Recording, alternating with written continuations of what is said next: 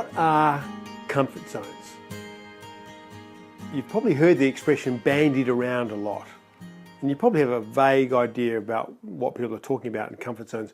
When I first started in this personal development kind of world, and which was over 20 years ago, it was a word that was actually quite new to people's vocabulary, but I notice now it's spread far and wide. But I'm not sure that people actually get what a comfort zone is. People talk about throwing myself out of my comfort zone, and that can be a really good thing to do. But it has a much more basic effect on the human mind and spirit. And let's go into it. Probably the best way to understand it actually is in terms of an air conditioner, or for those in the Northern America or Europe, your central heating. You all know that you have a thermostat, and we have them with our air conditioners here in Australia. And you can set your thermostat at a certain temperature. Now in Australia, particularly in our warm summer at the moment, for efficiency, we set our thermostat at about 24 degrees Celsius. The air conditioner is set at that, and it will operate at that level, kind of. But the way it operates is that the thermostat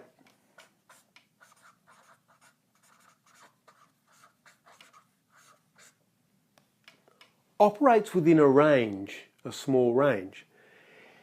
If the temperature of the room starts going up, the thermostat turns the air conditioner on so that it can drop the temperature again. If the temperature drops below the set level, the air conditioner turns itself off. So it's constantly working by turning off and on, off, on, off, on. So it's operating up and down within this range. That's what we call our comfort zone. So not only does the air conditioning thermostat operate like that, our mental image of ourselves, our abilities, the way our brain operates, it also has a comfort zone. Now, particularly when it comes down to our image of ourselves. As I said before, we have this image of ourselves that's somehow set on our neural pathways. And we operate within a little bit up, a little bit down of that comfort zone. How does this work? Say you're a millionaire and we have the GFC or something similar. Your business goes broke. Where are you 12, 24 months later? You've probably built your business back up. You're back on the road to being a millionaire. Why? Because that's how you think about yourself. That's your internal mental picture. It's your truth. And the creative subconscious brings about that truth. Now say you're a battler, you've been living on the bones in your bum for a while, and you win lotto. All of a sudden, a fortune is poured into your lap. Where are you 12 months later?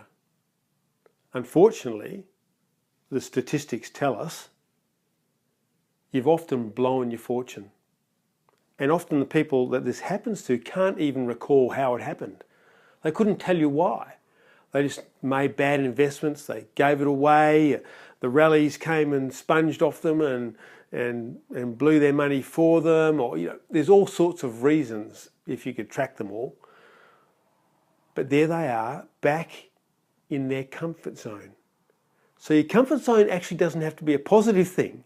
It can be a negative thing. And operating in that negative comfort zone is what affects a lot of us in various areas of our life. So what we have to learn to do is change the thermostat if we want to improve some area of our life. If we don't change the thermostat, We don't change the automatic pilot. And automatic pilots are interesting, aren't they? Like, if you're flying a plane and it's on automatic pilot, it'll fly at a constant speed, at a constant height, until you grab the wheel and change its direction. Now, when you do that, when the pilot comes back and takes control of the plane and starts flying it manually, the automatic pilot will turn off.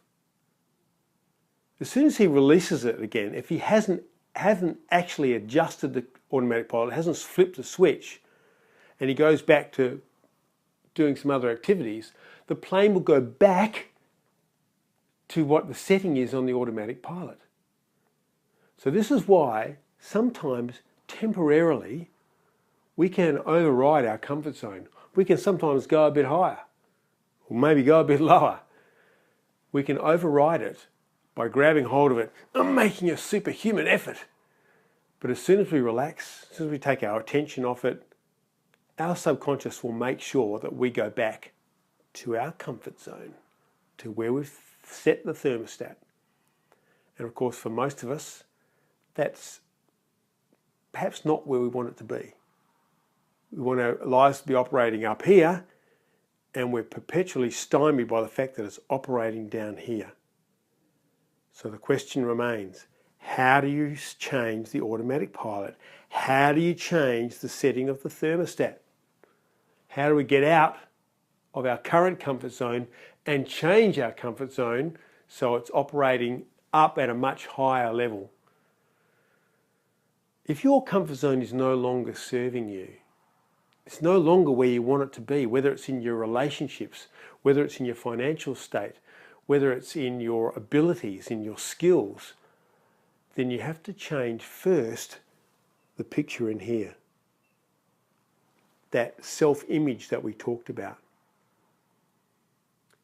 And yes, it can be tricky, but it can also be exhilarating.